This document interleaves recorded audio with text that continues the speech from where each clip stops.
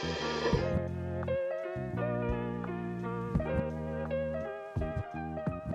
everyone, this is Marlene with NCW Libraries, and I have the components here to make the bug vacuum. So I have the modeling clay, I have the container with lid, I have 2 straws, and I have gauze. So I've done this a couple of times already, so I already have some preparation done. So with the lid, what I did was, instead of cutting a hole, I cut sort of an X pattern like you would see at the top of a soda cup, so that the straws can fit through. Next thing I did was, so you're gonna have a big square of gauze, and here is that other puzzle piece. But I cut off like one part of a square here because it should probably come folded up like this, and that would be 4 thicknesses of the gauze, and that is just too thick. You're not going to get enough airflow to be able to have your bug vacuum work as well. So I cut off one small square, and if you don't like that, then you should have enough gauze left over to adjust what you need. But I have this very imperfect square right here.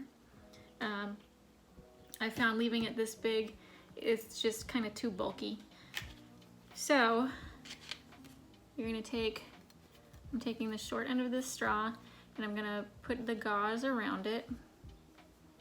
And you have to be kind of careful because you want as much of that straw open as possible.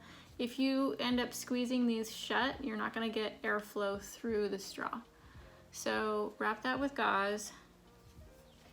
And then I ended up putting it through the X here.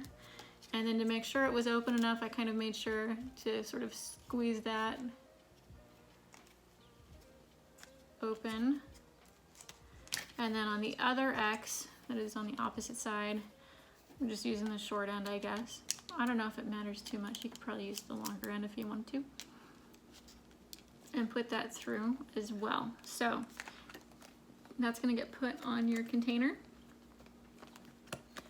Now the reason for the modeling clay is, so I made these X's, and there's some open areas, and maybe a small bug could crawl through there, but the real reason for using the modeling clay is so that when you use your bug vacuum, or also called a bug aspirator, the modeling clay goes around the straws right here where they connect to the container, so that any airflow is not lost through any of those holes, because then your bug vacuum will not work. And you want to do it on the gauze side too. That's one of the reasons why I cut the gauze down for me, so it would fit and work a little bit better. And this is not an art project. This does not have to be gorgeous here. It just has to cover up the part that that was cut. So the straw that you want to use is going to be the one with the gauze. That way, when you get a little tiny insect, you don't want to try to find a bigger one, because they're not going to fit through there, and you will hurt the whatever insect you're working with. You want to use the gauze, because that way the bug will come through this straw and end up in the container. The gauze means that that bug will not end up in your mouth, that's good.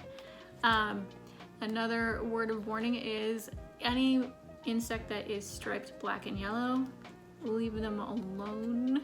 There are some mimics out there, but it's better to be safe than sorry. And there you go, a bug vacuum or a bug aspirator.